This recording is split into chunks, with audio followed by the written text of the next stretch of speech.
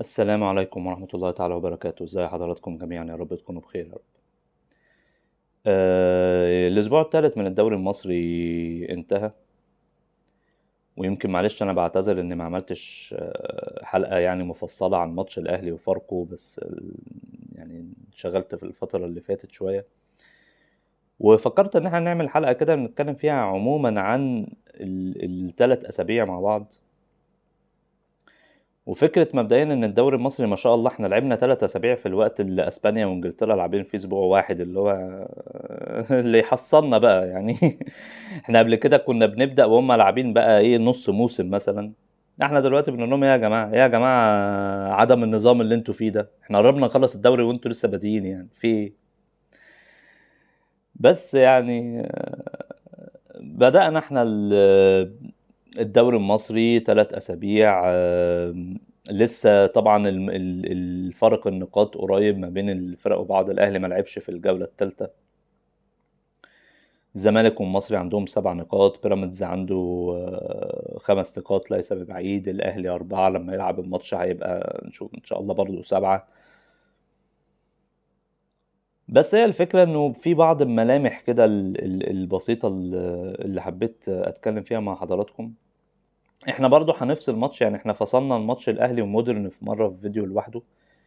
انا هفصل هنا ماتش تاني، بس المره دي مش هفصل ماتش الاهلي، انا هفصل ماتش تاني هو ماتش المصري وبيراميدز، عشان انا عايز اتكلم شويه عن الفرقتين دول اكتر شويه، فانا مش هتكلم عن المصري وبيراميدز في الفيديو ده بشكل كبير.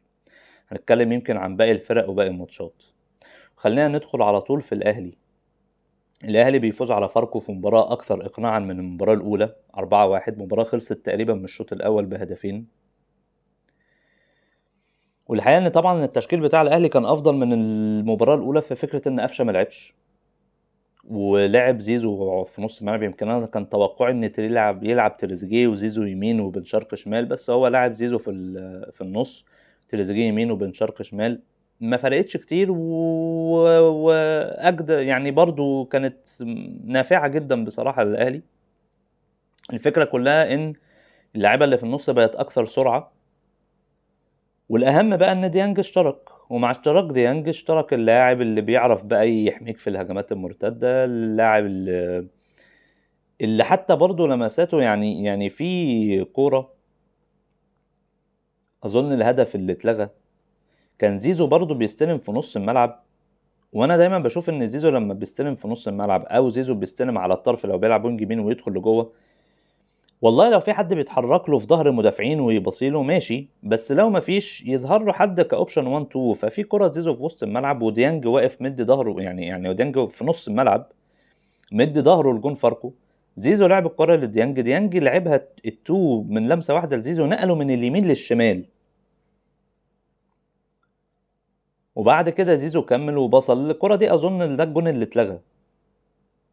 ودي كانت الفكرة، ان لما لعيب من الاهلي ياخد الكرة ويبدأ يجري لازم يظهر له ناس كاوبشن تمرير نعمل معاك 1 2.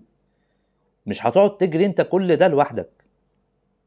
ولو في لعيب بيجري لك في ظهر مدافعين بصيله، بس في ظهر مدافعين دي مش مضمونه، لان الفريق اللي قصادك اصلا بيلعب لو بلوك، ففي ظهر مدافعين فين؟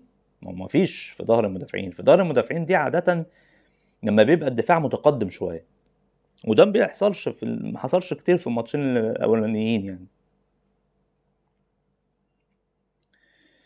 فالاهلي كان بساطه اسرع في وسط الملعب، بدات تحس ان في وانتوهات. عجبني فكره ان بن رمضان وبن شرقي في بعض الاحيان بتحس كان هم ممكن يغيروا مركز شويه، بن رمضان يدخل جوه، بن شرقي يروح عند حدود ال 18 ناحيه الشمال، زي ما عمل في كرة الجون اللي اتلغى وكرة الجون اللي هو برضو عملها لزيزو نفس الفكرة. فكان في تحرك بدون كرة احسن من لعيبة الاهلي، كان في بساط اسرع، رتم اسرع شوية، كان في ديانج، وكان في استغلال شويه لفكره ان محمد هاني ممكن يعمل كره عرضيه. يعني انا في المباراه الاولى ناديت محمد هاني انه يرفع، حتى لو انت في نص الملعب يا عم ما مشيبي بيرفع وبتمشي. محمد هاني في كرة الجون الاول عمل برضه 1 2 مع تريزيجيه، تريزيجيه كان على الخط، محمد هاني ادى الكرة تريزيجيه، تريزيجيه بقى ادى التول هاني في مساحة جراه، هاني رفع وشريف عمل بالهيد عادي. الناس كلها بتتكلم اصل هاني هيرفع لمين، مين هيلعب براسه، يا عم ارفع وبعدين نبقى نشوف. ما شريف دخل جابها براسه اهو عادي، وزيزو جاب براسه ما عادي يعني. يا جماعه نرفع وبعدين نبقى نشوف مين هيجيب، دي قصه تانية. انما احنا ليه بنحكم على الاوفر بالفشل من قبل ما يتلعب؟ يعني دي قصه. فلما لعبنا كره عرضيه شريف دخل براسه اهو جاب جون عادي جدا، مش لازم يعني كل حاجه على الارض بساط ارضيه، لا عادي.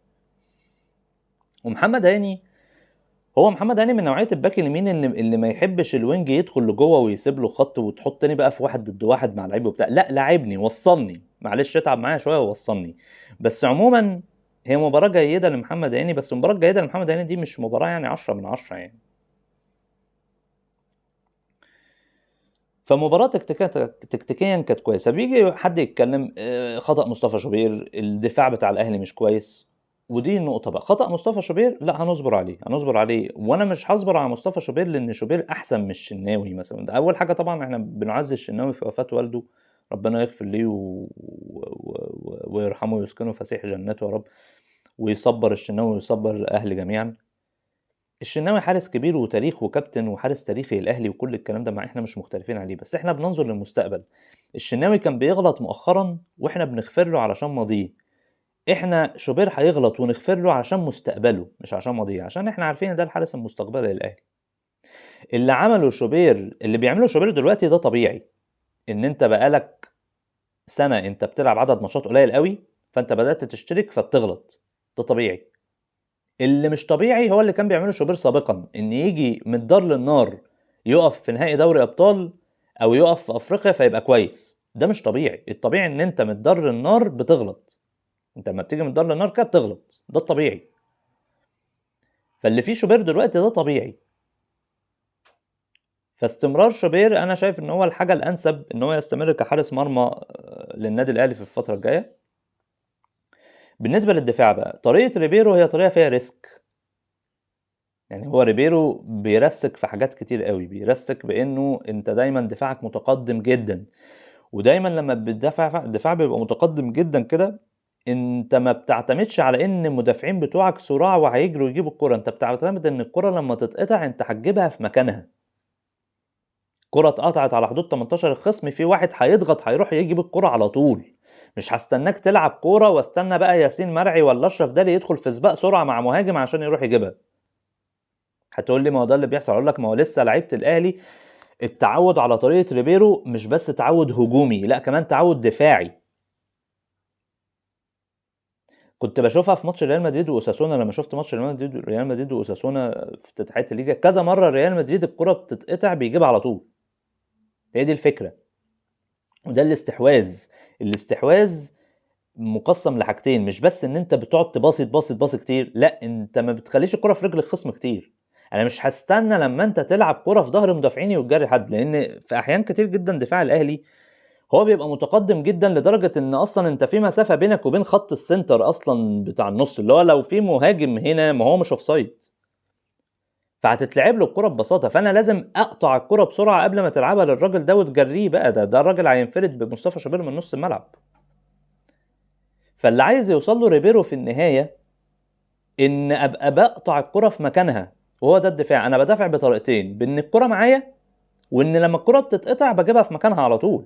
فاللي هيجيب الكره مش المساك، اللي هيجيب الكره ديانج واللاعيبه اللي قصاد ديانج قدامه كمان. وهنا هروح لفكره كده اتمنى ان هي تبقى غلط. الصراع الازلي بتاع الموسم ده هيبقى تريزيجيه بن شرقي. زيزو كده كده هتلاقي له مكان، يا اما وينج يمين يا اما في النص لو في امام بقى غايب. طب لما امام يرجع هنودي زيزو يلعب وينج يمين. زيزو دلوقتي في المستوى اللي هو فيه جونين في ماتش، اسيستين في ماتش، مش هتقعده دكه. فهيبقى دايما الفكره بين تريزيجيه وبن شرقي مين فيهم اللي يلعب. تريزيجيه عنده حاجات ميزات وبن شرقي عنده ميزات. بن شرقي لعيب مهاره اعلى، موهبه اعلى، حل افضل فرديا، والكره تحت رجله هو بيعرف يتصرف بشكل احسن 100%، مش هنناقض بعض يعني. مزايا تريزيجيه ايه؟ كابتن، في ظل ان الشناوي مش موجود انت الكابتن. الميزه الثانيه اللي قد تكون عند تريزيجيه هي بقى الحته اللي انا بقول لك عليها الدفاعيه. تريزيجيه لعيب لما الكره هتتقطع هيفرك علشان يجيبها، وبن شرقي مطالب انه يعمل ده. بن شرقي مطالب ان لما الكره تتقطع الاقيك بتروح بسرعه تجيبها، الاقيك لو تعدت الكره انت بتجري بسرعه تحاول تدافع وتجيب الكوره. لو ما عملتش ده هتبقى دي مشكله، ودي هتبقى ميزه كبيره لتريزيجيه على حساب بن شرقي في طريقه لعب ريبيرو. ريبيرو هيبقى عايز اللعيب اللي الكره تتقطع منك تجيبها على طول، فتريزيجيه هينفع اكتر في دي. حاليا النهارده تريزيجيه ينفع اكتر في دي، يفرق اكتر كدفاع، يدافع اكتر، يضغط اكتر. فبن شرقي مطالب ان هو يزود الحته دي عنده ويطورها، لان لو ده ما حصلش الراجل هيختار تريزيجيه عليك ببساطه شديده. بن شرقي امهر، موهبه اكتر، الكره يعني انت تحب ان الكره تروح له وتستنى تشوف هو هيحل ازاي 100%. وفكره ان بن شرقي كان بيلعب عمليه، بن شرقي ورمضان الاثنين كانوا في جبهه واحده في ماتش فاركو، بن رمضان بيروح كتير ناحيه الشمال وبن شرقي بيدخل لجوه، الاثنين وجودهم في جبهه واحده في ماتش فاركو انا بشوف ان هي من ضمن الحاجات اللي خلصت لك الشوط الاول اصلا. فهو حل مهم، بس الحته دي هتبقى مهمه قوي انها تتطور عنده علشان يكمل كاساسي مع ريبيرو. فالحكم على دفاع الاهلي والحكم على ان لعيبه الاهلي هل هي هتتاقلم مع خطه ريبيرو، لا مش بس الحكم الهجومي في ان احنا بقى هجوميا بنعمل فرص كتير ونجيب جوان كتير، لا الحكم دفاعيا في الحته دي ان انت تبقى الكره بتتقطع بتجيبها في مكانها على طول. فساعتها هتلاقي الاخطاء لو الاهلي عمل كده، والاهلي عنده كواليتي لعيبه يقدر يعمل ده، معاك ديانج، معاك تريزيجيه، معاك امام لما يرجع، معاك بن رمضان، دي كلها لعيبه تعرف تجيب الكره في مكانها، معاك جراديشار وشريف، زيزو حتى يقدر يعمل ده، بن شرقي يقدر يطور نفسه يعمل ده، الباكات بتاعتك. فانت مش هتضطر تروح دايما لفكره ان يا ده انا سايب ياسر ابراهيم ومرعي في مساحه مع مش عارف مين. المفروض ما تضطرش تروح ده الا اذا، ودي بقى الازمه اللي انا هبقى عايز اشوف ريبيرو عايز يواجهها ازاي، انت بتلعب ضد فريق عنده قابليه انه يطلع تحت الضغط. وفي الموسم ده بما ان ما عندكش كاس عالم الانديه ولا انتر كونتيننتال ولا الكلام ده، في الموسم ده هم مين؟ بيراميدز، زمالك، سان داونز، الترجي لو الترجي بني فرقه كويسه بالفلوس اللي خدها من كاس العالم للانديه. دول الاربع فرق، منهم اتنين انت مش هتلاعبهم الا بعد نص الموسم، لان اكيد الترجي وسان داونز مش هيبقوا معاك في المجموعه، وهتلاعبهم في اقصائيات، وممكن يكون بدايتك معاهم سيمي فاينال كمان لو انت تصدرت مجموعه يعني. وفي اتنين انت هتلاعبهم منهم واحد انت هتلعبه اصلا خلاص كمان كام يوم. فدي هي دي الازمه، انك تلعب الفرق، لان الفرق دي لما تتقطع منك الكوره وتيجي تحاول تضغط تجيبها في مكانها، لا هو اللعيب عنده قابليه ان هو يرقص منك او يباصي بسرعه او يلاقي اوبشن باص بسرعه ويباصي، لان دي الناس اللي عندها كواليتي. والزمالك انا شايف ان هو ما زال عنده الكواليتي ده، لما يلعبك بعبد الله السعيد لتحت شويه جنب اللعيب نمره 6، عبد الله ممكن يطلع بالكره تحت الضغط عادي. فهي دي هتبقى الازمه شويه. فانا منتظر اشوف انت هتعمل ايه مع الانديه، بقيه الانديه انا عندي قناعه ان انت مشاكل الدفاعيه دي هتتحل مع الوقت، انت هتعرف تستحوذ اكتر وهتعرف تخنق الانديه دي اكتر وتجيب الكره اصلا من نص ملعبهم قبل ما الكره تروح لك، لما اللعيبه تتاقلم اكتر مع اللي ريبيرو عايزه. طيب، في ظل طرد هاني، وطرد هاني انا هتكلم عليه تحكيميا سريعا معلش، في فكره انه يعني انا عايز افهم بس هو الحكم طرد هاني يعني عارف انت مش عايز اجيب مثل غلط، بس هي شبه شويه فكره ان انت جاي في الهايفه وتتصدر، يعني هو يعني لو النتيجه 1-0 للاهلي هل هتطرد هاني برضه؟ لنفترض ان الاهلي كسبان 1-0 1-0 بس، وهاني بيطلع بقى، انت قلت له اطلع من هنا راح طالع من هنا بيضيع وقت بقى، هل هتطرده؟ الحكم عارف كويس جدا ان الطرد ملوش لازمه، يعني ما ماتش خلصان والدنيا خلصانه وخلاص. فاللي هو لا هعمل المنظر بقى، لا الايجو بتاعي بقى، انا قلت لك تطلع من هنا، لا بص بقى، بص الحكم، بص الشراسه، بص انا حكم بتحكم في المباراه ازاي، بص انا اللي السيد بتاع المباراه ازاي، الله كارت احمر. حاجه شبه شويه كده حكام انجلترا لما يعوزوا ياخدوا لقطه، عارف الماتش بتاع يونايتد وارسنال الاخراني، الجون بتاع ساليبا ده، الجون قصدي بتاع كالافيوري، في ناس قالت لك فاول على ساليبا بتاع، عارف الماتش ده لو في ايميريتس الحكم ممكن يلغي الجون، بس عشان في اولد ترافورد حسبه ليه؟ انا هشوف انتوا عايزين ايه واعمل عكسه، انا اللي بمشي الامور، انا المسيطر هنا مش انتوا. اللي انتوا عايزينها جون، طب هلغيه، عايزينه الغيه، طب جون. عارف انا لما الجون جه انا قعدت افكر كده بقى بعدها، يا ريت كان الماتش في ايميريتس كان الحكم لغاه. فهو فكره ايه، انا المتسيد، انت مش هتسمع كلامي، خد كارت احمر. تفكر نفسك انا الحكم. وفي الحقيقه ان هو كارت احمر هو له اي لازمه يعني، انت عارف ان الماتش خلصان وعارف ان مفيش اي حاجه يعني. فبالتالي انا بشوف ان ده جزء بصراحه يعني، لا انا اسف ان انا اقول كده على التحكيم، بس عشان الحكام يعيدوا التفكير في اللي هم بيعملوه، ده جزء من قله الثقه شويه. عارف لما انت مقتنع ان الناس شايفين ان انت ايه ده، الناس حاسه او شايفه ان انا مش انا المتسيد. انت لو انت واثق في نفسك، انت ولا هيفرق معاك الناس شايفه ايه. انت فاهم كويس ان الماتش خلصان والدنيا خلصانه والموضوع مش مستاهل يعني. انت فاهم كويس ده. عموما قانونا طرد او مش طرد يا سيدي، كويس انه اتطرد. مش علشان هاني يا سيدي، انا والله بحترم محمد هاني، بس عارف ليه كويس انه اتطرد؟ عشان ما حدش يطلع يقول لك ان الاهلي بيجامل تحكيميا. انا على مدار ماتشين، جون بتاع مودرن بتاع كريم فؤاد ممكن حد يحسبه فاول، ممكن في ناس تحسبه فاول على اظن ارنولد ايبا اللي كان بيضغط على كريم فؤاد، ما اتحسبش والجون عدى عادي جدا. وادي واحده تانية اهي، احتمال او في كوره ممكن تطرد فيها محمد هاني او لا، في التغيير طردته. يا سيدي انا ما بتجاملش، وانا عارف كويس جدا ان بالرغم من كل اللي انا بقوله، شوف ده تاني اسبوع على التوالي، ادي تاني ماتش اهو وجايبين لك حاجه تحكيميه الاهلي ما اتجاملش فيها، وبالرغم من كده في نص الموسم برضه هنيجي نقول ان الاهلي بيكسب بالتحكيم، مفيش فايده. فعدوا معايا علشان لما نيجي بقى نتكلم في نص الموسم نقول لا ده من اول اسبوع حصل كذا، وتاني اسبوع حصل كذا، وتالت اسبوع حصل كذا، عشان نروح دايما لفكره ان ايه، مين بقى اللي بيتجامل يعني. فده بس اللي عندي في التحكيم. طب مباراة المحلة انا شايف التشكيل هيبقى عامل ازاي. طبعا هو انا يعني مش عارف ياسر هل هيعود قبل ماتش المحلة ولا هو ياسين مرعي متصاب. شوبير هيقف حارس مرمى. انا رأيي انا الشخصي كريم فؤاد يلعب باك يمين، مش عمر كمال عبد الواحد.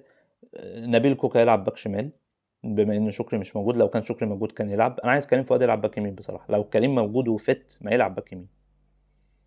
ايه مشكلة ان كريم يلعب باك يمين؟ هو كريم يلعب عادي باك يمين، كوكا يلعب باك شمال. هيبقى عندك بقى المساكين الافيلبل يعني. لو ياسر ابراهيم عاد فياسر مع اشرف داري، لو مش موجود فيبقى اشرف داري مع بيكم اللي هيرجع بقى عشان يلعب. واللي قدام زي ما هما، بس انا هبدا بجراديشار على حساب شريف، مش لان شريف وحش، لان غزل المحله يعني علاء عبد العال، يعني دفاع الى النخاع. فانا عايز لعيب يبقى بيعرف يلعب بظهره للجون كويس. فجراديشار يعرف يلعب بظهره للجون، يعرف يعمل 1 2، يعرف يودي حد من لعيبه النص للجون. فهتبدا بجراديشار. الباقي كله زي ما هو. عايز تحط تريزيجيه 8 وزيزو على الوينج، عايز تحط زيزو 8 وتريزيجيه على الوينج، ايا كان الباقي كله زي ما هو، ما عنديش مشكله فيه. بلاش امام، لو امام في شك ان هو يكون جاهز بلاش، احسن يتصاب تاني، بلاش. طيب ده بالنسبه للنادي الاهلي. طيب الزمالك، الزمالك اتعادل في مباراه وفاز في مباراه. وبصراحه فيريرا عجبني في حته انه لما تعادل ولقى نفسه عمل شويه غلطات، نزل الماتش التاني ظبط الدنيا. فيريرا الظاهر ان هو كان داخل ماتش المقاولون العرب فاكر ان فرق مصر كلها سيراميكا، اللي هو بقى انتوا كلكم بقى هتحاولوا تضغطوا وتهاجموا، ده في كوره بقى بتتلعب. لا ساعتك هو سيراميكا كليوباترا اللي كده بس. مفيش. انت بعد كده بقى اتفرج على جمال اللو بلوك في الدوري المصري.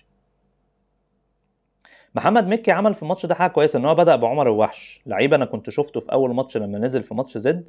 لعيب كويس، ما بيروحش للكره الطويله دايما من نص الملعب ولا اي حاجه، لا لعيب بيستلم الكره من خط الظهر، بيركز شويه لحد ما يشوف يتحرك بيها شويه، يشوف اوبشن باس كويس على الارض ويحاول يطلع الكره، وبيلعب ضربات ثابته كويس ككرات عرضيه. فبدا بيه، ودي كانت حاجه كويسه. تفائلت لما شفت ان هو بدا بعمر الوحش، قلت انت بدات تعود لرشدك شويه. بس برضه ما فيش حاجه كبيره من المقاولون العرب حصلت الا ان هو دافع كويس. الزمالك بدا الظاهر فاكر ان المقاولون العرب ممكن يهاجم يضغط يعمل اي حاجه، لكن طبعا ما فيش. عندي تعليق على فكره انك تستخدم ناصر ماهر وينج يمين او شمال، والشمال افضل عشان يبقى بيدخل برجله اليمين جوه الملعب زي ما كان بيعمل جوزيه جوميز. لو انت هتستخدم ناصر ماهر كوينج، عبد الله السعيد ما يلعبش 10. عبد الله السعيد يلعب جنب اللعيب السته. لو انت هتلاعب دونجا والسعيد وشحاته مثلا، دول الثلاثه، بغض النظر عن دونجا المفروض ما يلعبش، بس هتلاعب دونجا جنبه عبد الله السعيد وتلعب قدامهم شحاته. ما تحطش عبد الله قدام وتخلي ناصر وينج من الوينجين. شحاته هيتحرك كتير، ينزل تحت، يطلع جنب مهاجم، يروح في حته، فالحته دي هتبقى فاضيه يدخل فيها ناصر ماهر. لما هيدخل ناصر ماهر في العمق، الباك هيبقى عنده قرار، انا هروح ورا ناصر ماهر، فساعتها سبت الخط، فبنتايك اتحرك على الخط، فعبد الله السعيد اللي انت مرجعه ورا يعمل كره طويله لبنتايك يجري بيها، او يعرف يلاقي ناصر ماهر بين الخطوط. الموضوع ده عمله جوزيه جوميز، ولو تفتكر في الماتش اللي كسب فيه الزمالك الاهلي 2-1 كانت مباراه في الدوري، لما ناصر ماهر دخل في العمق واستلم باص على الارض وبعدين سلمها لسيف الدين الجزيري، وسيف الدين الجزيري راح جاب جون. الكره اللي تقريبا الشناوي صدها ورجعت لسيف وجابها جون دي. وفي نفس الماتش ده اظن الباك الشمال ان لم تخن الذاكره كان فتوح، كان ساعات فتوح بياخد الخط لما ناصر يدخل جوه، عبد الله السعيد يحاول يباصي له الكره الطويله يجريه، فلما هتجري بنتايك اسرع هتبقى الموضوع افضل. فلو عايز تلعب ناصر ماهر كوينج لازم عبد الله السعيد ياخد خطوه ورا، او تعمل اللي انت عملته في ماتش مودرن، ان الاثنين يبقوا في عمق الملعب، والاثنين في عمق الملعب والعب بوينجات.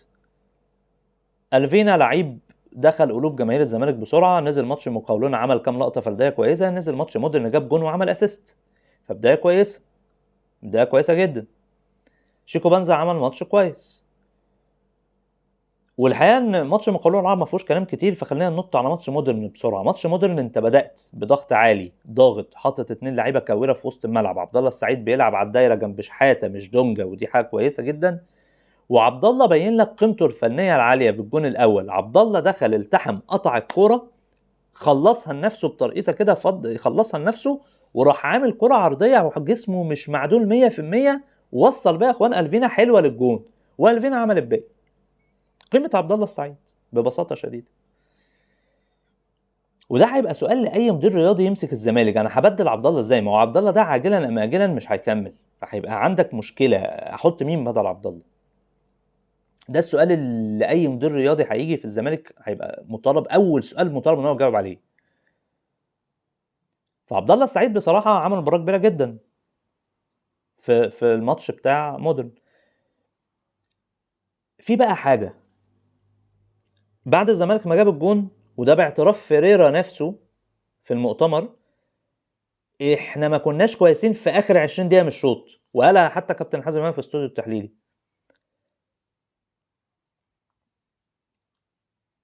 وكابتن حازم امام قرا الفكره بتاعه فيريرا، وفيريرا قالها في المؤتمر، ان احنا سيبنا الاستحواذ لمودرن، ومودرن ما كانش خطير يعني على باقي الماتش، يعني ما كانش خطير. فواضح كده ان الفكره الاساسيه، ده كلامهم ان مودرن ما كانش خطير، بس انا شايف ان مودرن وصل ب3 4 كرات في الشوط الثاني. بس واضح ان الفكره الاساسيه كانت ان انا لما جبت جون، فريق اللي قصادي ده هيبدا يطلع يهاجم، انا حاسب له الكوره وهلعب تحولات. وده سؤالي لفيريرا، هو كل ما هتجيب جون في فريق ايا كان الفريق ده مين، انا متفاهم لو انت بتلعب بيراميدز او الاهلي فبتعمل كده، بس انت بتلعب مودرن، يعني مودرن ده حضرتك ده رسميا كان المفروض يهبط اصلا، يعني انت مش بتلعب فريق يعني من التوب هاف، يعني ده قعد كده بس يعني ايه جدعنه من الانديه اللي وافقت. ما انت مش فاهم قاعد ليه. وتقريبا احنا بنعاقب مودرن انه قاعد، احنا مدينه الاهلي والزمالك، وتقريبا هيلاعب بيراميدز الماتش الجاي باين، اللي هو بص احنا هنعاقبك انك قعدت بقى، مش احنا قعدناك هنهبطك السنه دي. بس هو ماشي بشكل بصراحه محترم الموسم ده في الدوري، بس ما علينا. المهم ان مودرن ده يعني مش فريق قمه يعني عشان لما تجيب جون تتراجع. هو انت كل ما هتجيب جون في فرقه هترجع ورا؟ ما انت نفعت معاك في مودرن مش هتنفع معاك في ماتشات تانية. ده مودرن نفسه ضيع فرص، يعني في الشوط الثاني حسام حسن ضيع كرة صبحي صدها، غنام محمد عمل شوطة صبحي تألق فيها، كرة الجون نفسها فرصة، واللي بيقول لك اصل خبطت في الونش بتاع، ما يا باشا دي ضربة ثابتة واتلعبت كرة عرضية وعارف فين طلع لعبها بالهيد قبل ما تخبط، ما هي فرصة. رشاد المتولي جات له كرة في الاخر لما ارنولد ايبا اتحرك من ناحية اليمين عمل الكرة بالعرض، وفي واحد صلحها لرشاد المتولي ودخل شاطها بشماله بره، ما دي فرصة برضه. دول 4 فرص في الشوط الثاني، في كذا كرة تانية يعني كانت ممكن ترتقي الفرصة لو اوفر اتعمل احسن شوية. مثلا في كرة كورنر في الشوط الاول، علي فوزي لعب كورنر في الشوط الاول، ودي بقى نقطة هنتكلم فيها عن مودرن شوية، بس برضو كوره كويس. بس خلينا في الزمالك دلوقتي، فانت هل كل ما هتجيب جون هترجع ورا؟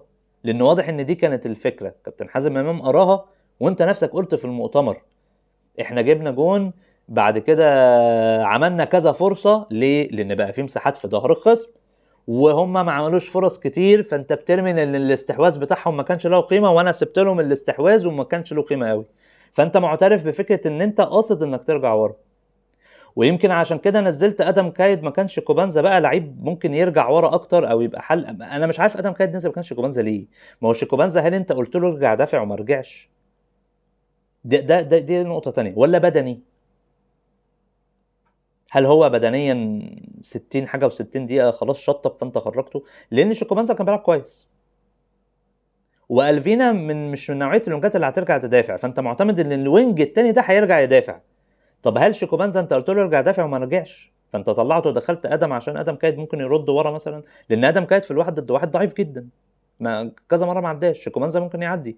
زائد ان شيكوبانزا كان كويس في الماتش. شيكوبانزا في ماتش مودرن في الشوط الثاني بالاخص انت طلبت منه ان هو يدخل للعمق ويكمل يكمل يكمل في العمق لحد ما الراجل بقى بيوصل بقى مهاجم تاني، وهو عمل لك ده وجاب الجون كده. الراجل جاب الجون من وهو تقريبا مهاجم ناحيه اليمين وهو اصلا وينج شمال. الفينا اداله هو جاب الجون. اذا فانت طلبت منه حاجه تكتيكيه والراجل التزم بيها وعملها ونجحت، فطلعته ليه؟ انا مش فاهم خروج شيكوبانزا ايه الفكره منه، الا اذا كان بدنيا في حاجه او الراجل اصيب في كره احنا ما شفناهاش. لكن انا ما شفتش ادم كايد يعني يقدم الواجبات الدفاعيه القويه جدا وما بيقدمش الحاجه الهجوميه اللي في واحد ضد واحد. انت بتديت له الكره في كذا مره في واحد ضد واحد في مساحه ما بيعملش حاجه. حاجه بقى تانية بقى، بما ان انت عايز تسيب الكره للخصم، انت نزلت دونجا ما كانش حاته ليه؟ اصل شحاته تعب. ما انت لو بتتكلم ان في تعب، طب ما الاقدر ان انت تطلع عبد الله السعيد الراجل الاكبر سنا. لو انت عايز تسيب الاستحواذ بقى، لو انت عايز تسيب الاستحواذ لمودرن وعايز خلاص بقى انت مش لازم بقى تمسك الكوره وهتلعب على كرات طوليه في ظهر المدافعين او كرات طوليه تجاري بيها حد وخلاص، فخلاص طلع عبد الله انه ممكن يتعب ونزل دونجا.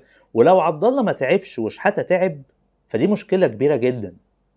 اللاعب اللي عنده 40 سنه ما تعبش واللاعيبه اللي في العشرينات والثلاثينات بتتعب، فدي بقى شيء محتاجين ندرسه نشوف هو ده بيحصل ليه اصلا. ف طب طلعتش حتى ليه؟ دفاعيا وحش، دونجا اسوأ. دونجا نزل خد انذار كذا مره بيعمل فاولات، وممكن فاولات كان يبقى ملهاش لازمه، وكان ممكن واحد منهم يرتقي الانذار تاني وطرد. فدفاعيا هو اسوأ من شحاته.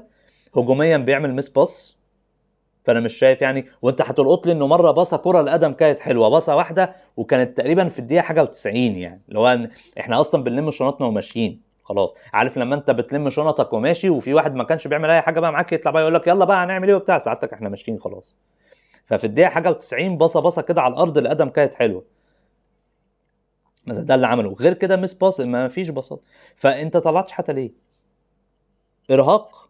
لا معلش ارهاق. شوف لي بقى هو ليه الارهاق جاي لشحاته مش لعبد الله السعيد؟ ما شاء الله على عبد الله يعني، ما نحسدش بس يعني. مس باص. شحاته في اسوأ ايامه احسن من دونجا. ولما هتلاعب حد جنب عبد الله السعيد هيبقى شحاته وجنبيه عبد الله. وبعدين انت عندك بقى اللعيبه بقى، احمد ربيع بقى لما يبقى موجود، محمود جهاد، العالم دي فين؟ هو محمود جهاد مصاب برضه؟ مش عارف يعني. الناس دي لما ترجع، احمد ربيع تقريبا مصاب، الناس دي لما ترجع هي اللي هتلعب. فتغيير الدونجا بالنسبه لي بعد اداء دونجا في ماتش المقاولون العرب هي كانت غريبه. وعلى فكره تغيير الدونجا من الحاجات اللي خلت مودرن اكثر خطوره.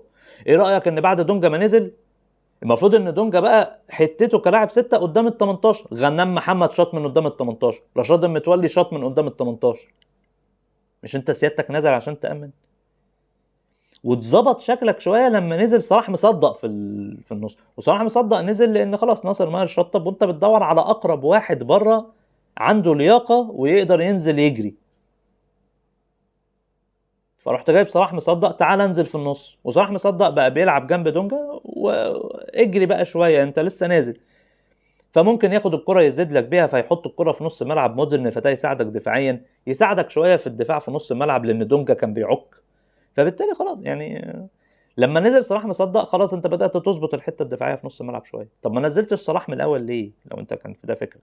واتسأل على فتوح وقال لك كان اوبشن، بس احنا شفنا لا صلاح افضل، لو اتلعبت كرة عالية الراجل طويل يعرف يحل، وده كلام محترم ما عنديش فيه مشكلة يعني.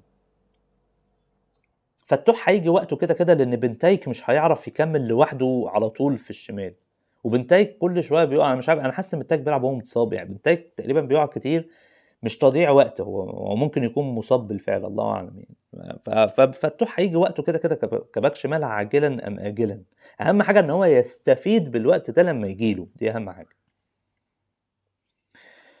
وده هيتركنا لفكره ان الزمالك فيريرا استغل بقى فكره ان خطه المقاولون بتاعه الناصر ماهر يلعب بونج ما نفعتش ومبقاش يعملها. فلو انت هتمشي كده، انت عندك وينجات، يعني انت لسه بقى عندك معالي وعندك بقى لعيبه. احمد شريف نزل، وانا بصراحه عجبني، يعني انا شايف ان احمد شريف لما نزل كان كويس، ما كانش وحش. في كوره عملها تشيب كده لناصر ماهر، بس يعني طلع فيها ابو جبل في الاخر، وكانت ممكن تكون اوف سايد تقريبا، بس فكرتها كانت حلوه. انا شايف انه هو لعيب كويس. انت نزلته في فتره بعد الفينا ما خلاص بدنيا بقى خلاص ما بقاش موجود، فنزلت لاعب برضو يجري، تحاول انك تلعب له كره، ترمي له كره، تعمل تحول.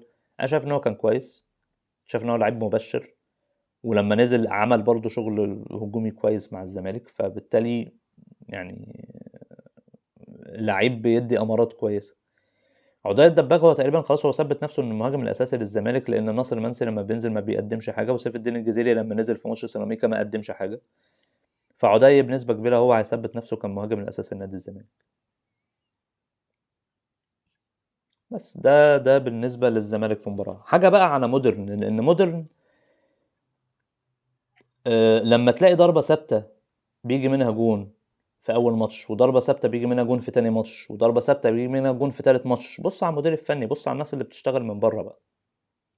الكورنر بتاع علي فوزي في مباراة الاتحاد لما رفعها على رزق، هو نفس الكورنر اللي عمله علي فوزي، بس كان من الناحية التانية ناحية اليمين، عمله برضه في ماتش الزمالك. ومش متذكر مين اللي كان حاول يشوط بالهيد، بس عمل نفس الكورنر تاني، الكورنر اللي هو ايه، انا برفع الكرة في النص، يعني برفع الكرة في النص، لا على اليمين بعيد ولا على الشمال، انا برفعها في النص. عملها في ماتش الاتحاد وظبطت عند رزق، وعملها في ماتش الزمالك تاني بس ما ظبطتش. وعلي فوزي هو بيستغل ان انت بترفع اي كوره من اي حته في اي حته في الملعب، لو عندنا اوف سايد ورا هنرجعك ترفعه. ودي فكره مش وحشه، انت في النهايه الضربه الثابته دي فرصه هدف، فانت استغلتها، جبت جون في اول ماتش، جبت جون في تاني ماتش، جبت جون في تالت ماتش، فدي حاجه تحسب لك. علي فوزي ده كبير في السن، تقريبا عنده 33 سنه، يعني الراجل ده كان فين من زمان طالما هو بيرفع اوفرات وبيرفع على فكره اوفرات كويسه قوي. وخطتك اصلا لما انت مسكت كوره، خطتك كانت مبنيه انك بتحاول توصل الكوره لعلي فوزي عشان يرفع كوره عرضيه، زي ما بيراميدز بيحاول يعمل لما بيودي الشيبي كده. مش بقارن بين الاتنين يعني، بس يعني دي فكره كويسه. شابول كابتن مجدي عبد العاطي ان هو على الاقل عنده حاجه في الكرات الثابته بيحاول يعملها وجاهزه وبتنفعه، جاب منها جون في كل ماتش لعبه لحد دلوقتي. فمودرن شكله افضل من الموسم اللي فات، لان معاه مدرب بيفكر لما يبقى معايا الكوره وههاجم هعمل ايه. هو بيبدا لو بلوك ومش هلومك ان انت بتبدا لو بلوك قصاد الاهلي والزمالك، مش هلومك ان انت بتفكرش تهاجم الا لما بيدخل في الجون، لانك بتلعب الاهلي والزمالك. واكيد قصاد بيراميدز هتعمل نفس القصه، بس على الاقل لما بيبدا معاك كوره بيبدا يشوف هيعمل ايه. بينزل غنام محمد، لعيب لما بتنزل له الكوره قدام ال 18 ممكن يشوط، وفي نفس الوقت لعيب دفاعي كويس، فانا مش عارف هو ما بيبداش ليه غنام محمد ما بيبداش. وبينزل لعيب اللي هو الجزائري اللي هو ادم راجمه ده، وينج مختلف شويه عن هلال مش عايز الكرة في رجله، هلال عايز يروح يجيب جون، فالعبوا انتوا وادوني الكرة اروح اجيب جون. على عكس ادم لما بينزل اللاعب الجزائري ده، اديله الكرة في رجله وهو هيجي، يعني هيحاول يباصي، هيحاول يجري. في مرة حاول ياخد عمر جابر في سباق سرعة، بس عمر نزل عمل تاكل وشالها، لان عمر دلوقتي بصراحة فورمته كويسة. فده لعيب، لا ده وينج مختلف شويه، هتديله الكرة في رجله هو هيحاول يعمل حاجة غير لذلك دايما بيطلع هلال على طول وبينزل اللعيب ده. هلال تحس ان هو ايه، الوينج اللي عايز يروح يجيب جون كده، حاجه راشفورد كده يعني، انما ده لا، ده اديله الكرة في رجله. فهو السؤال، هما الاتنين دول ما بيبداوش ليه؟ انت ليه مصر انك تبدا بهلال ومسعد وايبا تحت المهاجم، وفي الغالب إيبا هو الوحيد اللي بيكمل وهلال ومسعد بيطلعوا. طب ما تبدأ بالراجل ده. دي بس الحاجة الوحيدة كتعليق عندي. بس هو عنده دايما فكرة ان اللو بلوك فشل ودخل فيها جون، ارمي الاتنين دول وابدأ هاجم شوية. يعني انا شايف ان هما الاتنين مش لعيبة هجومية بس. ما هو غنام محمد كان بيجري بيفرك يحاول يقطع كرة في نص الملعب يجيبها لك، وادم رجم ده هيرجع اكيد يدافع. طب ما تبدأ بيهم من اول الماتش. ولا انت بتعتبر ان هما لا ينزلوا في الشوط الثاني بلياقتهم احسن، يكون الفريق الثاني تعب؟ طب ما الفريق الثاني هيغير برضه يعني، ده رأيي يعني. بس غير كده احييه بصراحه على الاقل فكره ان انت كل جون او كل ماتش فيه جون من ضربه ثابته، دي حاجه كويسه نحييك عليها. يعني ده اللي عندي عن الاهلي والزمالك. ما فيش حاجه جديده قوي عن فرق كتير، الا ان انا حاولت اتفرج شويه كده على غزل المحله، بحاول اشوف الانديه الجماهيريه. شفت شويه من ماتش غزل المحله وسموحه، وسبحان الله، عارف لما تبقى في مباراه فيها شويه حاجات كويسه بس هي صدفه. يعني الشويه اللي انا شفتهم، في لعيب اسمه ويليام صندي شاط شوطه طلعها لهاني سليمان. الناحيه التانيه في لعيب من سموحه عفوا، شاط شوطه طلعها عامر عامر. بس لما تيجي تشوف الماتش عباره عن ايه، الماتش عباره عن كره طويله من هنا على كره طويله من هنا، كره طويله من هنا على كره طويله من هنا. نحاول نلعب كره طويله للجريندو، نحاول نلعب كره طويله الناحيه التانيه الراجل اللي هو بابا بادجي ده تقريبا. كره طويله كره طويله كره طويله كره طويله. كابتن علي عبد العال لا يقدم اي شيء جديد. مدير فني من المديرين الفنيين اللي هم القدامى في الدوري، الجيل القديم بتاع المديرين الفنيين، اللي هو حرفيا ما بيعملش حاجه. لذلك بقول لك الماتش الجاي اتفرج على اللو بلوك العالمي اللي هيتعمل مع الاهلي. يعني ماتشاته اغلبها 0-0 تقريبا، وتقريبا ما جابش ولا جول يعني. ماتشات اغلبها 0-0 يعني. الحاجه الوحيده اللي عجبتني في الماتش ده هو مشهد جماهير المحله. ملعب المحله مدرجاته مش كبيره، فلما بيحضر ناس بيبقى شكل الناس شكلها حلو، الملعب نفسه شكله حلو. ملعب تحسه كده ازرق، تحس الاضاءه ابيض قلب على ازرق كده. ال الاضاءه مع النجيله نفسها مش حلوه، بس الاضاءه مع وجود الجماهير مع شكل الملعب دي كانت احسن حاجه في المباراه، زائد الشوطين اللي انا شفتهم دول. غير كده اتفرج على الكرات الطويله اللي بتتعمل، مفيش اي حاجه تانية. يعني ما فيش جديد قوي هيقال عن اغلب الانديه، الا ان الاتحاد السكندري فاز على الاسماعيلي في مباراه ان اثبتت شيء هي فقط تثبت ان النادي الاسماعيلي هو ذاهب لسكه يعني ضبابيه جدا. الاسماعيلي مش محتاج فلوس زي مثلا المصري، الاسماعيلي محتاج عقل رشيد.